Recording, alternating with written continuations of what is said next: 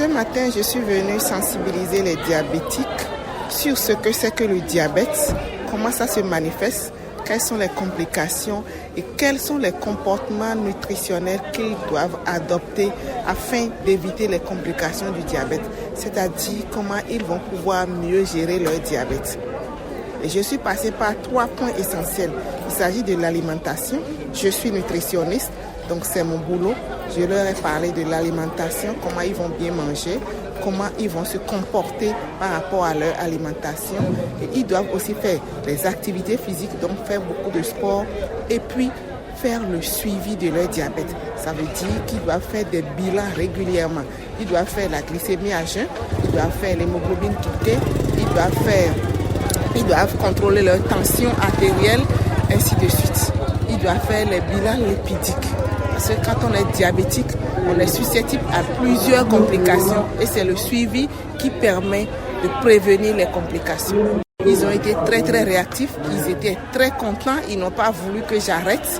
J'ai passé 2h30 à parler, ils ne voulaient pas que j'arrête. Vraiment, je suis très contente et je sais que les gens sont conscients et qu'ils veulent vraiment changer de comportement afin de mieux gérer leur diabète. Je voudrais inviter la population béninoise à prendre conscience de notre alimentation, à prendre conscience et à bien s'alimenter afin d'éviter d'abord le diabète. Et s'ils sont déjà diabétiques, afin de pouvoir prévenir les complications du diabète. On dit que l'alimentation, c'est le premier médicament que Dieu nous a donné. On a invité Mme Ongla et Nicole, qui est professeure à l'INMES, qui a parlé des aliments en séquence à l'index glycémique élevé, moins d'index glycémique, les comportements à tenir. Et elle a insisté qu'il faut bien manger et savoir ce qu'il faut manger. L'objectif visé, c'est de faire connaître à la population que l'hémoglobine glycée est une analyse qu'il faut faire et ne pas se négliger. Parce que c'est ça la concentration du sucre dans le sang.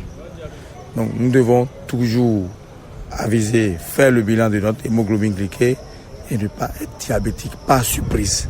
Parce que beaucoup l'ont par surprise parce qu'ils ne font pas le bilan de l'hémoglobine glycée. Il y a des conseils alimentaires en vue et à chaque étape, on va leur expliquer l'importance du bilan.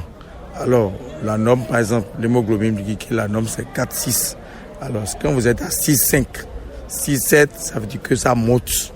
Donc, il faut dire à la personne, lui poser des questions, savoir ce qu'il mange et maintenant lui apporter un éclaircissement sur l'alimentation et banalement, ça revient à la norme. Je recommande à la population de faire spécialement l'hémoglobine glycée au moins chaque 3 mois pour savoir comment le sucre évolue dans le sang.